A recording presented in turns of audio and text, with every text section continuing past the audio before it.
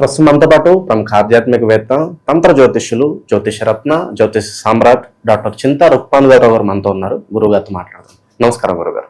మాతృదేవోభవ, పితృదేవోభవ, ఆచార్య దేవోభవ. ఓం నమో మాందేశ్వరాయ నమః. అందరూ బాగుండాలి, అందరికీ మంచి జరగాలి. గురుగారు, 2026లో మొదటి 6 నెలలు అయిపోయింది. ఫస్ట్ హాఫ్ కంప్లీట్ చేసాం. మరి సెకండ్ హాఫ్ జూలైతో మనకి స్టార్ట్ అవబోతుంది. మరి జూలై మాసం విశేషంగా మీనరాశి వాళ్ళ పరిస్థితి ఎలా ఉండబోతుంది అంటారు? మరి ఏలినాటి శని ప్రభావం ఉన్నారు, దాని తాలూకు ఇంపాక్ట్ ఏ విధంగా ఉంటుంది? ఈ నెల వీళ్ళు ఎలాంటి జాగ్రత్తలు తీసుకోవాలంటారు?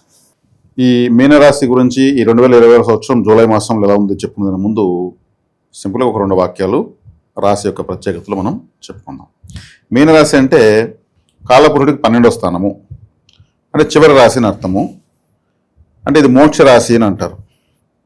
మోక్ష రాశి అంటే ఇప్పుడు మీనరాశి సముద్రం కూడా చెప్తారు.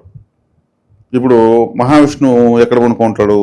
ఆయన తలుచుకుంటేనే ఒక సముద్రంలో ఒక పెద్ద సర్పం పైన పడుకున్నట్టు ఉంటుంది. అంటే ఉత్తరాభాద్ర నక్షత్రము ఈ యొక్క మహావిష్ణు శక్తిని తెలియజేస్తుంది. ఉత్తరాభాద్ర నక్షత్రం అంటే మీనరాశి పాదాలను కూడా తెలియజేస్తుంది. కాలపురుషుడికి మేషం తల అయితే మీనం పాదాలు. మరి ఈయన పాదాల కానే కదా లక్ష్మీదేవి కూర్చుంటుంది. అంటే విష్ణువు లక్ష్మి యొక్క స్థానము మీనరాశి. అంటే ఇది లక్ష్మీకరమైనటువంటి రాశి అని చెప్పచ్చు. అట్ ది సేమ్ టైం ఈ రాశికి అధిపతి గురువే. గురువు ధనకారకుడే.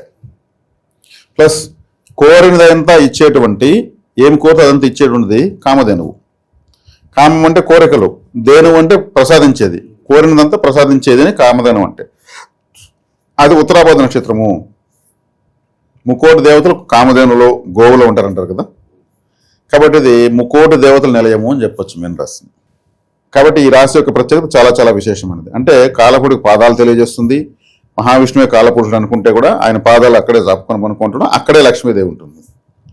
దాని అర్థము ప్రతి ఒక్కరు కూడా వాళ్ళ యొక్క పాదాలు మీనరాశిని సూచిస్తాయి, వాళ్ళ తల మేషరాశిని సూచిస్తుంది. కాలపురుష తత్వం ప్రతి ఒక్కరు కూడా కాలపురుష తత్వమే. అంటే పాదాలను శుభ్రంగా పెట్టుకోవాలని అర్థం ఇక్కడ. అది కూడా చాలా పవిత్రంగా పెట్టుకోవాలని అర్థం. ఇంట్లో కాళ్ళు కడుకుని ఇంట్లోకి పోతామా? కాళ్ళు కడుకుని పోయి బెడ్ పైన పడుకుంటామా? అంటే లక్ష్మీదేవి రాదు అని అర్థం, అలక్ష్మి వస్తుందని అర్థం. కాబట్టి మీనరాశి యొక్క ప్రత్యేకత అత్యంత శక్తివంతమైనటువంటి దైవస్థానము అని చెప్పడం జరిగింది. అందుకే మోక్ష స్థానము అని అర్థాన్ని. 12వ స్థానం మోక్ష స్థానం. అయన శయన భోగస్థానం. అందుకే శయనం అంటే పనుకోవడమే కదా. కాబట్టి అది ఇంకా 17వ తారీఖు వరకు 4వ ఇంట్లో ఉన్న రవి గ్రహము 5వ ఇంట్లోకి వస్తున్నాడు.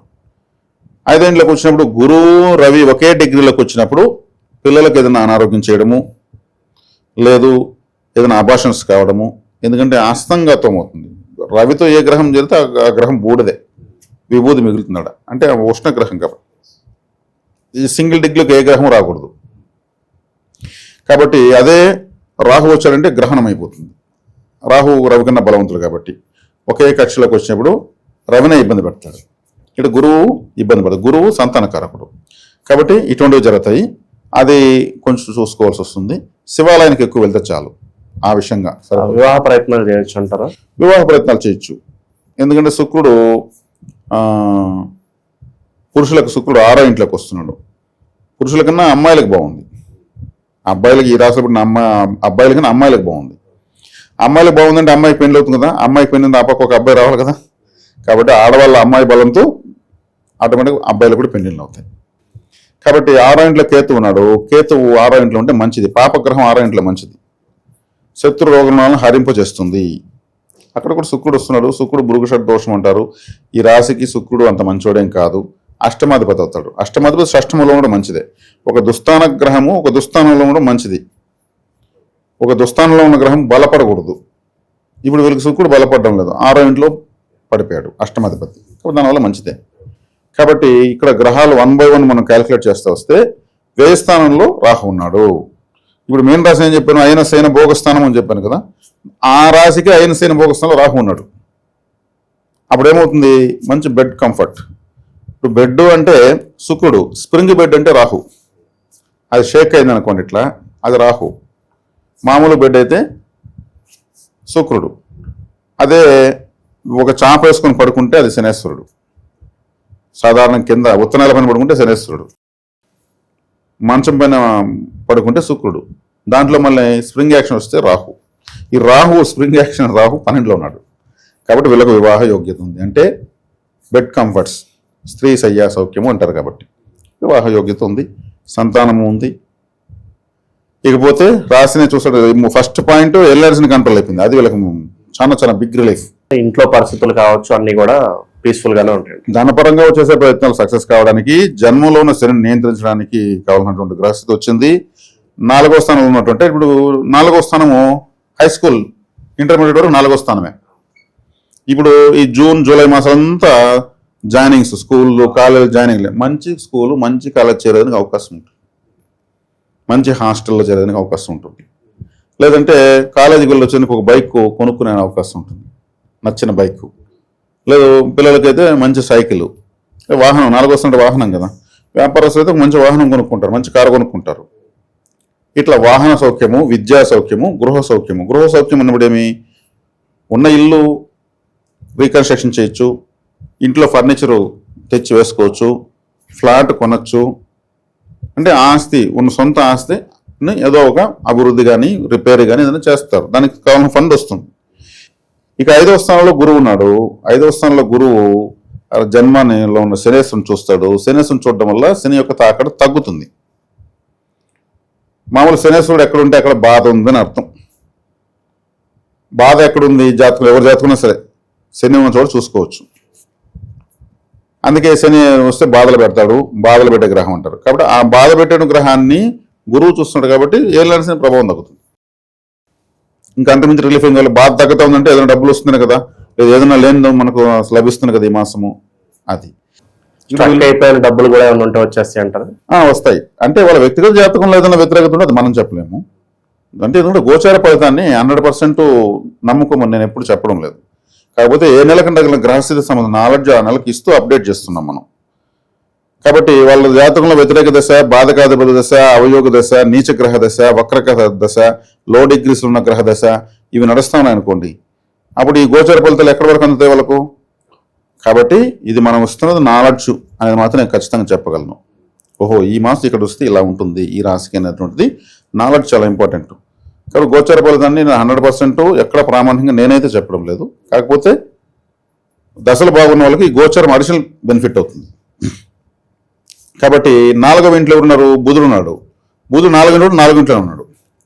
4వ స్థానం అంటే మీ గృహము, వాహనము, విద్య, బంధువులు, వేసుకునే బట్టలు ఇవన్నీ వస్తాయి. ఇవన్నీ బాగుంటాయి.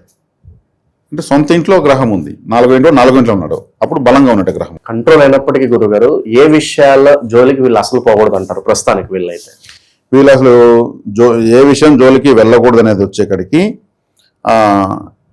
ఇక వీళ్ళకు లాభాధిపతి రాశిలో ఉన్నాడు. అంటే బాధ ఎంత గురువు వచ్చినా కానీ అక్టోబర్ వరకు ఉంటాడు, ఈ యొక్క నియంత్రణ చేస్తాడు. అక్టోబర్ తర్వాత మళ్ళీ గురువు ఇంకో స్థానాన్ని మారుతాడు. అంటే అతిచారం వల్ల సింహంలోకి వెళ్తున్నాడు. కాబట్టి ఏమవుతుంది, వీళ్ళు ఇప్పుడు వచ్చిన అవకాశాన్ని ఇదే శాశ్వతం అనుకోకుండా వచ్చిన అవకాశాన్ని లాంగ్ రన్లో ఉపయోగపడేట్టుగా మలుచుకోవాలి. అంటే డబ్బులు వచ్చిందనుకోండి ఖర్చు పెట్టకూడదు, దాచుకోవడం, సేవింగ్ ఏదో ఒక రకంగా ఫ్యూచర్లో మళ్ళీ ఉపయోగపడే విధంగానే సేవ్ చేయాలి.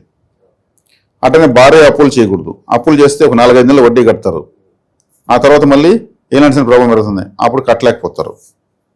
ఈ గోచార ఫలితాలు మారుతూనే ఉంటాయి, ప్రతి వారం నెల రోజులు మారిపోతూనే ఉంటాయి. కాబట్టి వీళ్ళు తీసుకోవాల్సిన జాగ్రత్త ఫైనాన్షియల్గానే ఎక్కువ తీసుకోవాలి.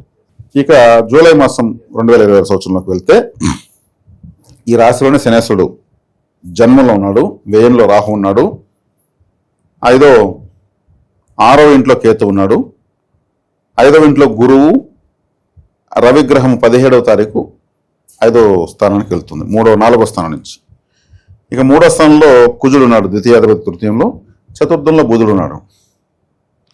అంటే మనం ప్రధాన గ్రహాలు తీసుకున్నాం, మనం మాస ఫలితాలు చెప్పినా చంద్రగ్రహాన్ని మాత్రం తీసుకోవడం లేదు. ఎందుకంటే ఆయన అందరి మధ్యలో 2.5 రోజుకు ఒకసారి తిరుగుతూ ఉంటాడు. కాబట్టి ఇది ఈ గ్రహస్థితి ఈ మాసం. ఇక్కడ వచ్చేకాడికి వీళ్ళకి మొట్టమొదటి బెనిఫిట్ ఎక్కడుందంటే రాశిని గురువు చూస్తాడు. అంటే జన్మలో శని ఉన్నాడు కదా, ఏలినాటి శని కట్ అయింది, ఇది మొట్టమొదటి బెనిఫిట్. ద్వితీయాధిపతి కుజుడు 3వ ఇంట్లో ఉన్నాడు, ఇది 2వ బెనిఫిట్. అదేవిధంగా చతుర్థాధిపతి బుధుడు చతుర్థంలోనే ఉన్నాడు, రవిగ్రహము అంటే 6వ ఇంటి వాడు 17వ తారీఖు తర్వాత 5వ ఇంటికి గురువుతో కలుస్తున్నాడు. 6వ ఇంట్లో కేతు ఉన్నాడు. ఇది 6వ ఇంట్లో మళ్ళీ శుక్రుడు కూడా అక్కడే ఉంటాడు. దీని ప్రకారం చూస్తే 2వ ఇంటి వాడు 3వ ఇంటి ఉన్నప్పుడు 3వ స్థానం అంటే మీ కమ్యూనికేషన్స్, అంటే మనం ఏదైనా కమ్యూనికేట్ కావాలంటే 3వ స్థానమే. ఆ 3వ స్థానానికి 2వ అధిపతి వెళ్ళాడు. అంటే 2వ స్థానం అంటే డబ్బులకు కావాల్సిన ప్రయత్నాలు సక్సెస్ అవుతాయని అర్థం. రాశిని గురువు చూస్తున్నాడు, ధనకారకుడు. ధనాధిపతి 3వ ఇంట్లోకి వెళ్తున్నాడు. ఇక వీళ్ళు చేసుకోవాల్సిన పరిహారాలు ఏంటి గురుగారు? ఎక్కువగా ఎవరిని ఆరాధిస్తూ ఉండాలంట? ఎక్కువగా వీళ్ళు ఆరాధించాల్సిన శివాలయానికి ఎక్కువ వెళ్ళొచ్చు. శివాలయానికి వెళ్ళి కాలభైరవ అష్టకం చదవచ్చు. జన్మలో శని ఉన్నాడు కదా, శని కాలభైరవుడు యొక్క కంట్రోల్లో ఉంటాడు. మామూలు నవగ్రహాల్లో గ్రహాలు దేవతలను సూచిస్తాయి. శని ఎక్కడుంటే అక్కడ కాలభైరవుడు ఉన్నట్టే లెక్క. గురువు ఎక్కడుంటే అక్కడ గురువు ఉన్నట్టే. గురువు అంటే దేవతల గురువు, అందరికీ లోకానికి గురువు ఉన్నట్టు అక్కడ. శుక్రుడు ఎక్కుంటే అక్కడ లక్ష్మీదేవి, కేతు ఎక్కుంటే అక్కడ వినాయకుడు, రాహు ఉన్న చోట దుర్గాదేవి, బుధుడు ఉన్న చోట మహావిష్ణువు, రవిగ్రహం ఉన్న చోట శివుడు, చంద్రుడు ఉన్న చోట పార్వతీదేవి. అంటే వీళ్ళని దేవతలు అనుకుంటాం, 9 మంది దేవతలు అనుకుందాం. కాబట్టి ఏ గ్రహం వ్యతిరేకం ఉందో ఆ దేవతను ఆరాధించాలి. జన్మంలో శని ఉన్నప్పుడు కాలభైరవుని ఆరాధించాలి. వీధి కుక్కలకు ఫుడ్ పెట్టాలి. కాబట్టి నల్లని దీపాలతో ఒత్తులు వేసి ఒత్తులతో దీపాలు పెడుతుంటారు, చేయొచ్చు, మంచిది. నువ్వుల నూనెతో వంటింట్లో దీపం పెట్టచ్చు. ఇట్లా చాలా పరిహారాలు ఇప్పుడు నేను చెప్పినవన్నీ సులభమైనవే, ఎవరికి వాళ్ళు చేసుకోవచ్చు. స్ట్రీట్ డాగ్స్, మాకు ఇంట్లో కుక్క ఉందండి అంటే అది ఫ్యాషన్. వీధిలో కుక్క పెడితే పరిహారం. అవి ఎవరు అన్నం పెట్టినా పెట్టకపోయినా తమ ఆహారాన్ని వెతుక్కుంటుంటాయి, ఎవరిని వేస్తే తింటాయి, డ్యూటీ కరెక్ట్ చేస్తుంటాయి. వాటికి పెట్టడం వల్ల పరిహారం. ఇది వీళ్ళు అత్యంత ముఖ్యంగా చేసుకోవాల్సినటువంటి పరిహారం. ఎవరైనా సరే వీళ్ళకి టాప్ 1 ఇది వీళ్ళు చేసుకోవాలి పరిహారం.